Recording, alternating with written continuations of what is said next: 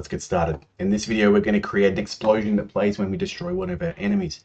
What you're going to do is go to itch.io and grab this pack called Explosion Animations Pack by Ansimuz.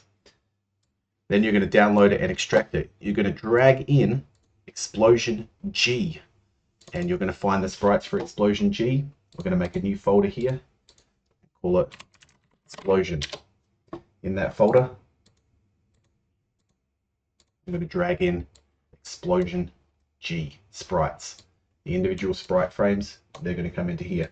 Then we're going to go ahead and we're going to create a new animated sprite, 2D. We're going to call this Explosion.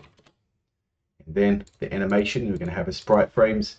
We're going to drag these in to here. This is going to autoplay, it's not going to loop.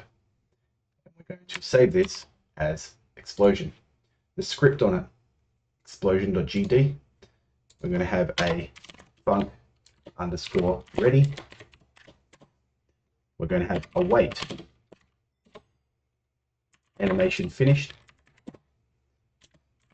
Complete.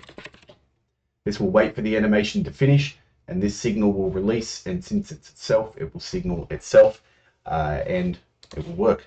Next, we could go to signals, and we could actually change animation finished here if that doesn't work. But this should work here. We could put Q3 in here as well. We don't want to do it at the moment in case it crashes, but we'll come back and look at that in just 1 minute. So let's save this and go to the skull head. When it gets Q3'd here, we're going to do the same thing that we did with creating the arrow. We're going to grab our scene, our explosion scene. We'll make some space at the top here. Hold Control, drag that in. And I'm going to get this code here. We're just going to bring that into here. But we're going to change it. So instead of new projectile, it's going to say explosion equals explosion.instantiate. Explosion.position equals global position. Add the new explosion in Q3 itself. Let's save that and see if it works. There we go.